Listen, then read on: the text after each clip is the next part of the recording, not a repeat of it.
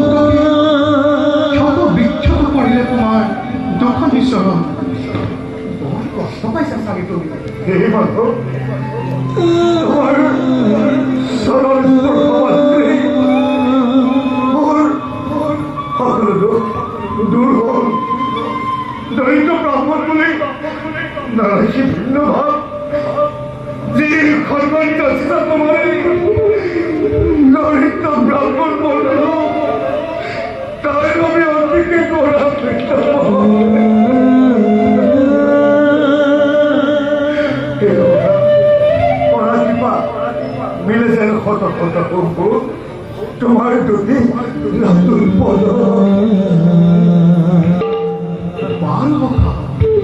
এটা কথা কৈছে মোক গৃহৰ পৰা আহোঁতে মোৰ নিশ্চয় সুস্বাদু দ্ৰব্য আনিছা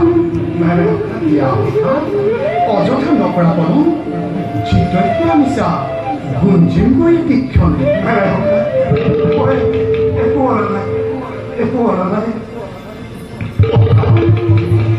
মোৰ স্বভাৱ যদিহে নাজানা কওঁ না অতি অল্প বস্তু যদি ভক্তজনে মহাস্নেহ কৰে অৰ্পণ সেই বস্তু হয় অসংখ্য আৰু অভকতে যদি নানাবিধ বস্তু দিয়ে তাত মোৰ অলপো আগ্ৰহ নাই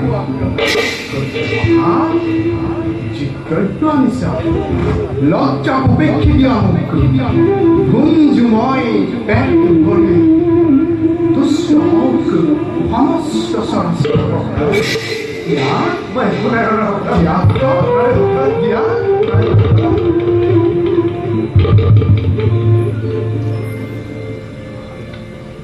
বাৰু কথা নালাগে দিয়া মোৰ কথা একান্ত ভকতে হেৰিবোৰ জানিবা নিশ্চয় ভকত জনা আমি ভকতে নিশ্চিন্তে কিছু ভকতক পৰে মোৰ নিশ্চিন্ত হোৱা তুমি মোৰ একান্ত ভকত তুমি মোৰ পৰম বান্ধৱ তোমাৰ স্থান মোৰ হৃদয়ৰ মাজত। আহা,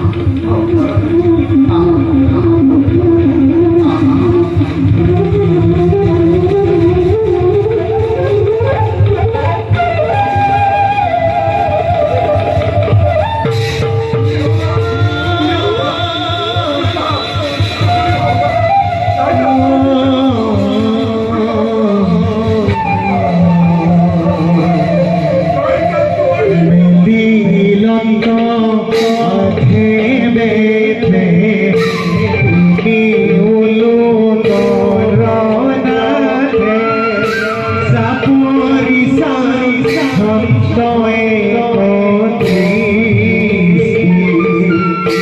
হিউ বস্ত্ৰৰ কাঠিলে দেখি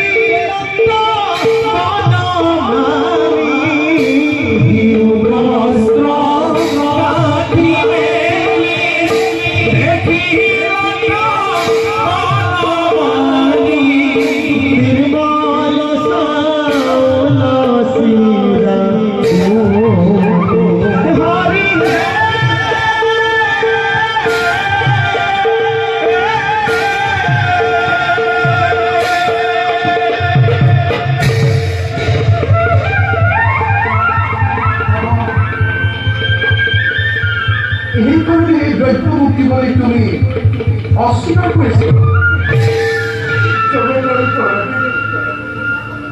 সামান্য চাউলকে কিমান কি কৰে মই অৰ্পণ কৰিম তাকে ভাবি সন্তুষ্ট হৈছিল। সভা, তুমি সামান্য বুলি ভবা এই চাউলকে মুঠি মোক কিমান আনন্দ দিছে তুমি হয়তো অনুভৱেই কৰিব পৰা নাই। প্ৰেম ভাৱেৰে এই চাউলকে মুঠি মোৰ বাবে মহামূল্যৱান ৰত্ন সদৃশ। এইয়া সংসাৰৰ সৰ্বোত্তম আৰু অমূল্য উপহাৰ, আৰু ইয়াকে দিবলৈ তুমি অস্বীকাৰ কৰিছা।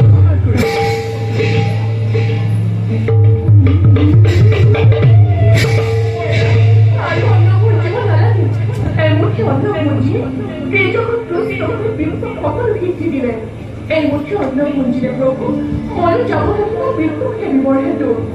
সেইবাবে এই মুখ্য অন্য হেতু ৰাখক ডাকিলে আপোনাৰ প্ৰভু, আপোনাৰ বন্ধুৰ উপহাৰত আপোনাৰ অৰ্ধাংগিনী স্বৰূপে মোৰ উত্তৰ অধিকাৰ আছে।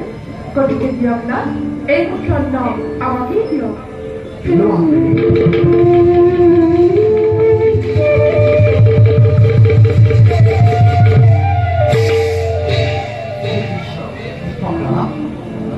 তোমাৰ অপাৰ লীলা।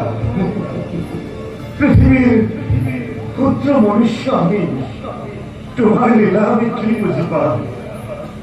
সেই কথা কৰা কৃপা